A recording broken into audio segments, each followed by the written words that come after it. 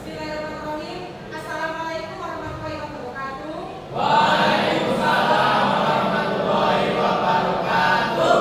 Bagaimana kabarnya hari ini? Semoga kalian semua selalu dalam keadaan sehat dan selalu dalam perlindungan Allah Subhanahu wa Ta'ala.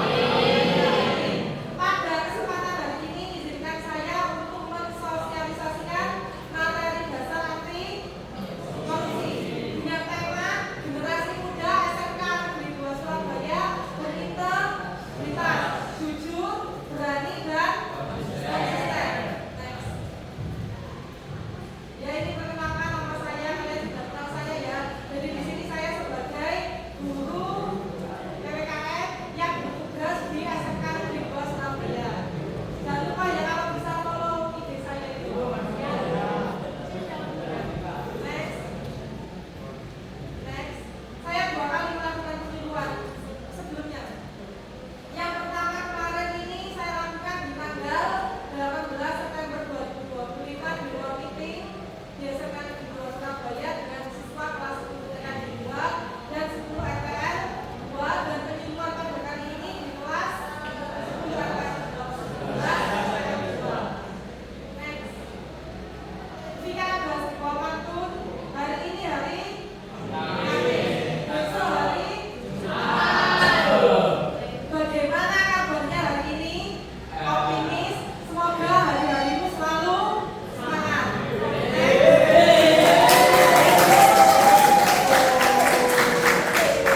Next. Sebelum kita memulai pembelajaran hari ini, kita ice breaking dulu ya dengan tepuk semangatnya. Berdiri terlebih dahulu.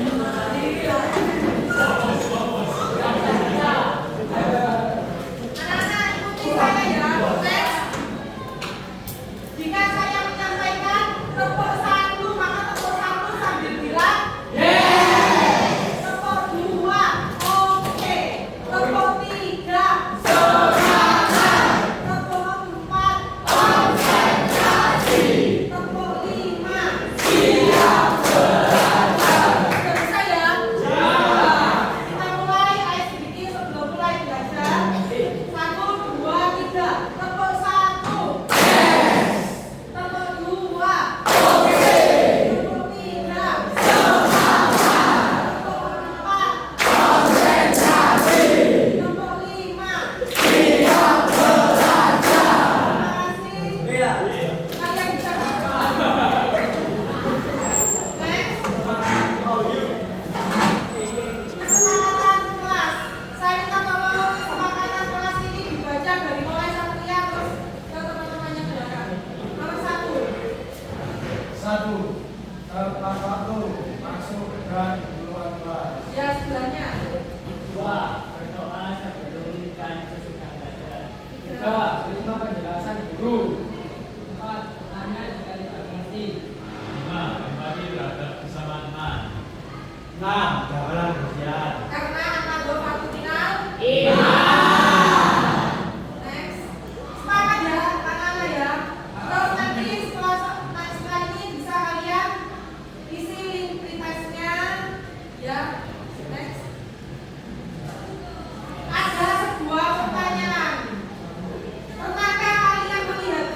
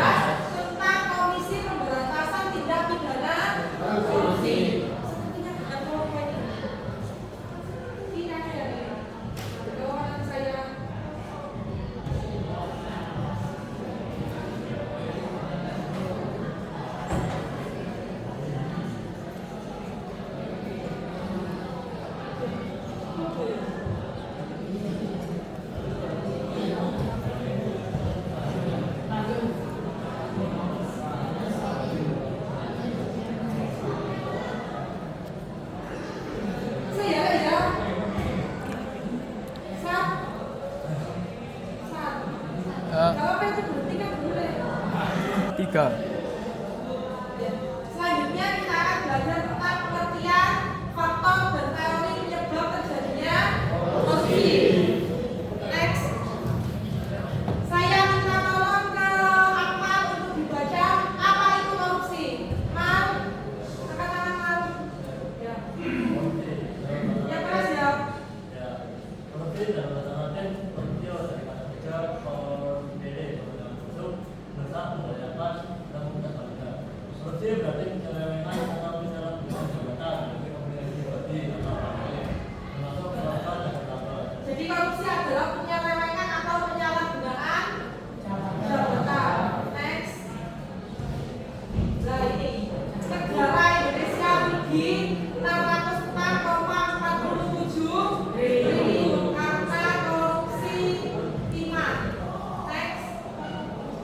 Bagaimana tanggapan kalian terhadap kasus korupsi timah yang sudah dilakukan oleh Harvey Mois yang sudah merugikan negara 271 triliun. Bayangkan 271 triliun beli 15 juta Honda Beat, beli 246 unit pesawat, beli 3 unit kapal induk, beli 64 pemain sekelas sekelas itu, bangun 60 stadion setara JIS Jakarta International Stadion, dan juga bisa membeli 1 juta sekian rumah subsidi untuk membantu orang-orang yang tidak mampu. Bagaimana tanggapan kalian? Siapa yang bisa memberikan tanggapan? Saya minta tolong Henry. Ya Soka, bagaimana tanggapannya Henry terhadap kasus korupsi yang dilakukan oleh Harvey? Itu merupakan kasus sebuah kejahatan karena Menurut saya, agak keras dan tindak kejahatan yang dilakukan oleh Harvey Mois ini sangat merugikan negara. Karena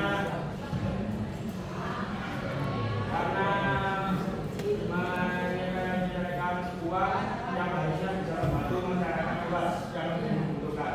ya, harusnya jika misalkan diberikan kepada masyarakat seperti yang disampaikan oleh Henry, jika uang ini diberikan kepada masyarakat yang tidak mampu, mungkin berapa banyak BLT yang bisa tersalurkan ke masyarakat, MBG, fasilitas sekolah yang rusak bisa diperbaiki dari uang korupsi ini. Makanya korupsi itu dijuluki sebagai sebuah kejahatan yang luar biasa.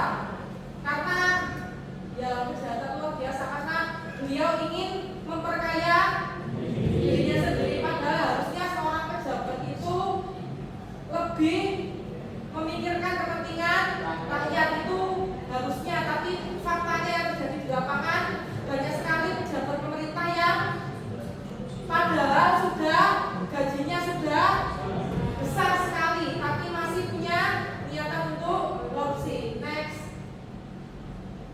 Jadi agar kita bisa tahu apa yang menjadi penyebab dari korupsi, maka kita harus mengenali gejalanya untuk tahu jenis penyakit dan menentukan obat yang tepat. Next. Nah, apa saja faktor penyebab korupsi? Saya minta tolong ke Dava. Ya, saya. Ya, untuk dibaca apa faktor penyebab korupsi. Pertama, faktor penyebab korupsi yang pertama ada gaya hidup. Ada 394 kasus sampai dengan 57,5%.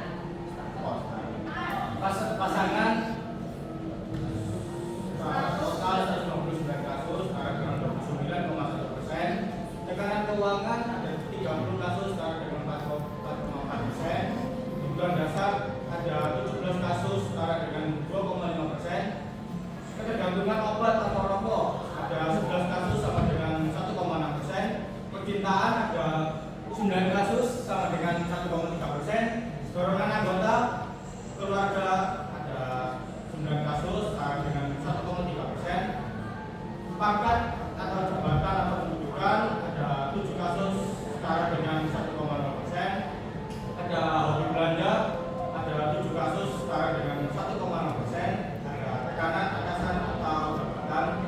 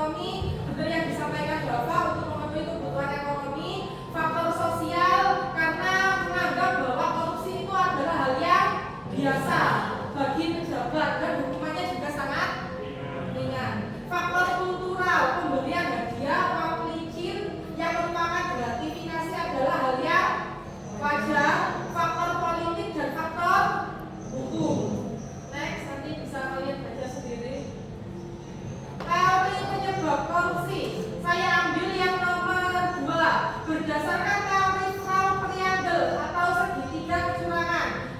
Teori penyebab korupsi yang pertama adalah adanya kesempatan untuk melakukan korupsi. Niatan muncul karena adanya kesempatan, sebab hukuman terlalu ringan dan tidak menimbulkan efek jerah. Coba bayangkan, ini yang biasanya sering terjadi perdebatan di masyarakat adalah, coba bayangkan jika koruptor itu dihukum mati, mungkin akan sedikit mengurangi efek, mungkin akan membuat efek jerah. Tetapi kenapa kok hukuman mati tidak diberlakukan di Indonesia? Karena Indonesia itu sangat memegang tinggi hak asasi manusia, terutama pasal 28I. Setiap orang memiliki hak untuk hidup serta mempertahankan kehidupannya, sehingga inilah yang akhirnya membuat, yaitu tadi, hukuman untuk koruptor tidak menimbulkan efek jerah. Makanya ini yang sedang dibahas oleh tim KPK adalah bagaimana bisa kami mengusulkan untuk adanya undang-undang perampasan aset. Semoga bisa di ACC. Next. Sekarang kita diskusikan ya. Saya minta tolong yang baca Iman. Iman? Ya. Siapa yang bisa jawab? Studi kasus seorang siswa di kelas 12 merasa tertekan karena harus mempertahankan nilai akademis yang tinggi demi mendapatkan beasiswa. Dalam usaha mencapai nilai yang sempurna, siswa tersebut merasa kesulitan mengatur waktu belajar dan menyelesaikan tugas. Temannya yang lebih berpengalaman menawarkan bantuan dengan memberikan salinan jawaban ujian. Siswa ini merasa ragu, tetapi tertekan oleh tekanan internal untuk memenuhi ekspektasi orang tua dan keinginan pribadi untuk mendapatkan beasiswa. Tekanan eksternal juga datang dari teman-teman yang berpendapat bahwa semua orang melakukan sesuatu demi mencapai tujuan mereka. Akhirnya siswa tersebut memutuskan untuk menyontek demi meraih nilai yang tinggi, meskipun dia tahu bahwa tindakan itu tidak benar. Dan bagaimana tanggapan kalian terhadap kasus di atas? Ya, jawab Iman. Kalau Farel bisa jawab. Ya, agak keras ya, biar bisa masuk di video suaranya.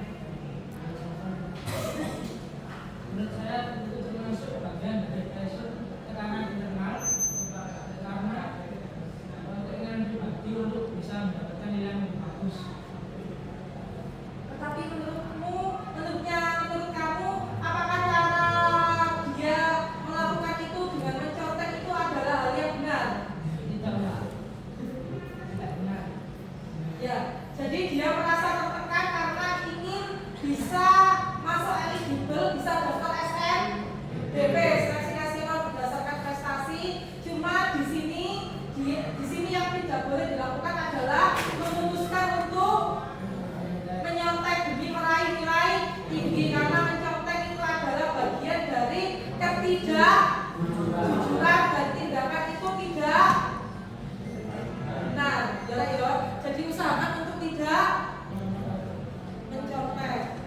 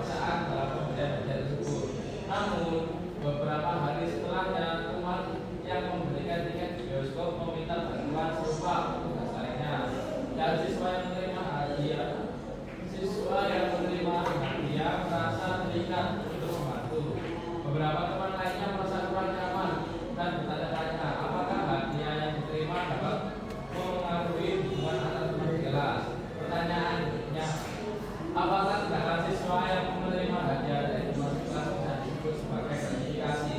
Bagaimana hal ini dapat berpengaruh dengan Ya, jawab dulu.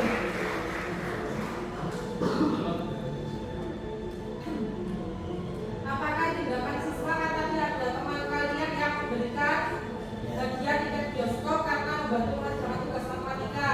Setelah diberi, kok akhirnya dia minta tolong lagi. Iya, Bu, termasuk gratifikasi karena kita bantu mengerjakan tugas hadiah, terus selanjutnya juga berulang. Ya, terus itu yang kedua, bagaimana hal ini dapat mempengaruhi hubungan antar siswa di kelas? Oh, mungkin teman-teman lainnya itu iri, Bu, kan yang ini kayak dikasih hadiah, terus yang lainnya enggak. Oh, gitu ya. Ya, terima kasih Naya atas jawabannya yang benar. Next, jadi pesan moral yang dapat diambil adalah tindakan siswa yang menerima hadiah dari teman sekelas bisa dianggap sebagai gratifikasi jika hadiah tersebut diberikan dengan harapan mendapatkan bantuan kembali. Hal ini dapat mempengaruhi hubungan antar siswa karena dapat menimbulkan rasa ketegangan atau kewajiban antar mereka. Meskipun niat awalnya mungkin baik, pemberian hadiah seperti ini bisa menciptakan ketegangan atau ketidaknyamanan dalam hubungan persahabatan. Oleh karena itu, penting untuk menjaga hubungan yang jujur dan saling membantu tanpa adanya harapan timbal balik yang memberatkan. Next, bisa bebas dari gratifikasi jika itu lapor Komisi Pemberantasan Korupsi sebelum 30 hari kerja sejak gratifikasinya tadi diterima. Next, bahaya dan dampak korupsi dalam berbagai sektor. Apa saja bahayanya? Next, nah ini, stop korupsi untuk bangsa. Korupsi dapat merusak bangsa. Korupsi dapat menghilangkan keadilan. Korupsi adalah sebuah kejahatan yang luar biasa serta korupsi harus diberantas. Korupsi bisa dicegah, berani menolak serta melaporkan setiap praktek korupsi. Next, dampak korupsi yang pertama adalah dampak ekonomi, dampak sosial dan kemiskinan. Harusnya bisa buat LT sama bantuan sosial. Tapi karena berkorupsi akhirnya terjadi. Next, nah ini dampak korupsi dapat menurunnya kualitas fasilitas sekolah. Mungkin dari korupsi 276 triliun tadi ya. Misalkan dibuat bangun fasilitas sekolah, mungkin ada banyak ribuan sekolah yang bisa diperbaiki.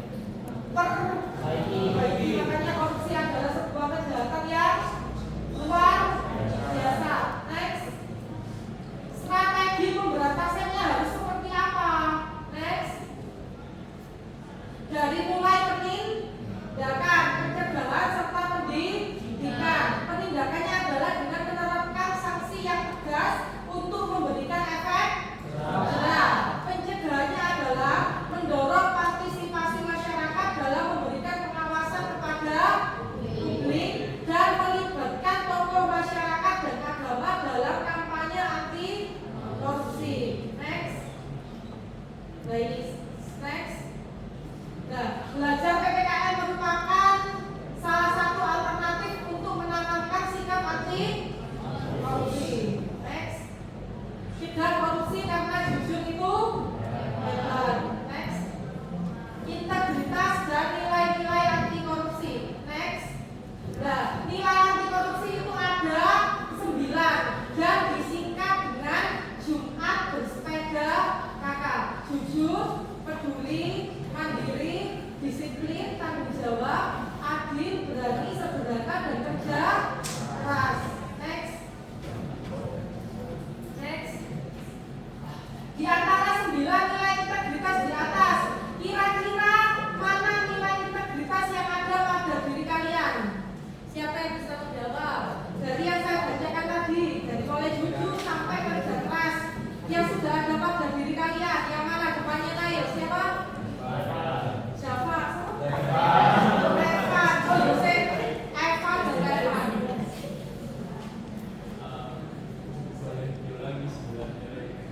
Iya, boleh diulang lagi.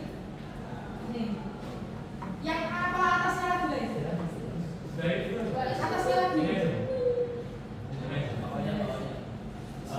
Mungkin yang sudah ada dalam diri kita itu ada peduli, mandiri, tanggung jawab, berani, dan kerja keras. Yang jujurnya belum. Menurut saya masih kurang untuk menyebutkan bahwa diri kita itu masih ada banyak sekali dorongan. Terus untuk yang adil sama seperti jujur, banyak sekali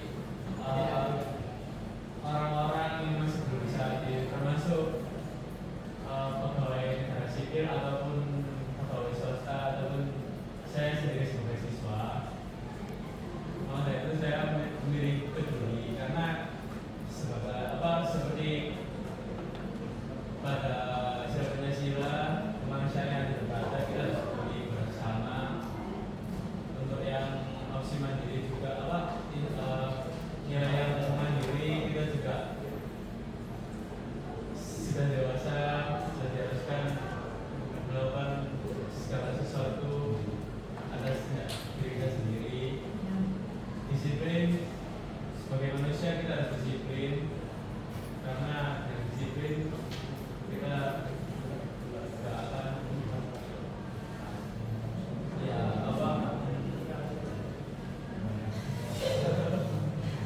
Dengan disiplin kita akan teratur ke arah. tidak akan melepas tanggung jawab kita sesuai dengan nafsu selanjutnya. Terus kita juga berani karena banyak sekali orang sekarang berani mengambil keputusan yang keputusan itu tentunya baik untuk mereka dan sikap kerja keras yang dilakukan kepada murid-murid ataupun pegawai guru sekarang karena di kondisi masyarakat yang seperti ini kita diharuskan Ya, terima kasih Reva atas jawabannya yang sangat panjang dan kritis sekali. Saya mau menambahkan juga, berani di sini adalah kalian sebagai generasi muda maka harus berani mengingatkan diri sendiri dan juga mengingatkan temannya jika berbuat salah dan hilang, karena yang namanya manusia pasti pernah salah. Next. Ya, ini adalah definisinya dari integritas. Integritas itu adalah kesatuan antara pola pikir, perasaan, ucapan, dan perilaku yang selaras dengan hati nurani dan norma yang berlaku. Next. Ya, ini tadi 9 prinsip anti korupsi yang sudah disampaikan oleh Reva tadi. Dia merasa hampir semua poin nomor 9 poin ini hampir semuanya Reva sudah melakukan, tetapi dia masih merasa kurang di bagian yang jujur. Jadi mulai sekarang agak ditingkatkan lagi ya untuk bersikap terbuka dan tidak menyembunyikan kebenaran. Next. Ayo next. Nah, ini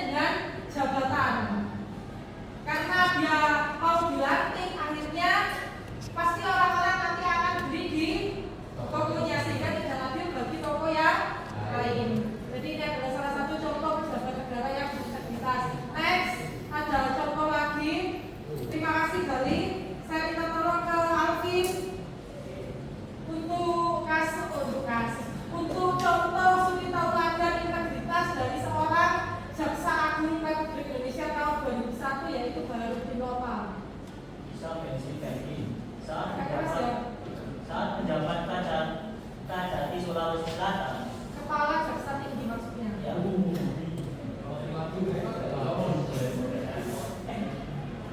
Orang mengadakan kunjungan ke sebuah kabupaten di wilayah kerjanya. Dalam perjalanan pulang, Lopa tiba-tiba menyuruh ajudannya menghentikan mobil. Lopa bertanya pada ajudannya, siapa yang mengisi bensin? Ajudannya bilang, Pak Jaksa, Pak. Seketika Lopa meminta mobil putar balik. Kembali ke kantor jaksa yang mengisikan bensin. Tiba di sana, Lopa meminta sang jaksa menyedot kembali bensin sesuai jumlah yang diberikan. Saya punya uang jalan untuk beli bensin dan itu harus saya pakai. Termasuk jarang ya ini di negara kita saat ini. Jadi paham ya ceritanya ya. Jadi Pak Jaksa yang biasa yang berada di bawah yang jabatannya masih di bawah dari Pak Lopa ini mengisikan bensin, mungkin ada maksud dibalik itu. Akhirnya Pak Lopa meminta mobilnya untuk diputar balik oleh sopirnya dan mengembalikan bensin tadi. Termasuk di Indonesia saat ini DKI bensin itu kira-kira diterima atau tidak? Diterima ya kalau saat ini ya. Jadi ini menunjukkan bahwa beliau sangat menjunjung tinggi integritas. Next. Ya next. Nah, mereka juga ada di sekitar kita, ada saya. Pak Penghulu ini 88 kali melaporkan gratifikasi ke KPK. Beliau selalu menolak amplop dari Pemda yang menggunakan jasanya sebagai penghulu. Ketika misalkan saudara kalian menikah, itu kan biasanya setelah pulang dari beliau menikahkan, tidak dikawin, posisinya di rumah. Posisinya di rumah, pada saat mau pulang, kan biasanya yang punya hajat itu kan memberikan amplop sebagai ucapan terima kasih karena sudah membantu menikahkan. Tapi Pak Penghulu ini tidak menerima amplop karena itu sudah bagian dari tugasnya atau pekerjaannya. Terus ini juga Pak Mujni menemukan uang 500 juta di gerbong KRL Jakarta Bogor. Ya Allah, 500 juta itu diomong bisa dari Surabaya. Dengan jujur, Pak Mujni mengembalikan uang segepok itu. Uang yang ditemukan itu dia serahkan ke tempat penemuan barang hilang di stasiun Bogor. Padahal andaikan misalkan dia mau, sedangkan masih ada yang seberjanda ini dengan integritas. Hakim Pengadilan Negeri Surabaya yang berada tepat di depan sekolah kita sempat melakukan deklarasi anti korupsi kepada masyarakat sebelum akhirnya kena operasi tangkap tangan oleh KPK. 18 orang jadi tersangka korupsi proyek tubuh anti korupsi Riau dan lain-lain. Next.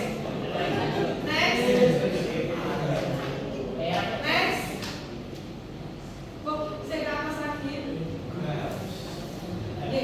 Pertanyaan refleksi, pertanyaan poin selanjutnya. Apakah bagian yang paling menarik dari pembelajaran hari ini dan mengapa? Siapa yang bisa jawab, Gerbil? Sepertinya tengok.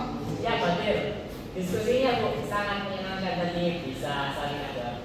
Ya.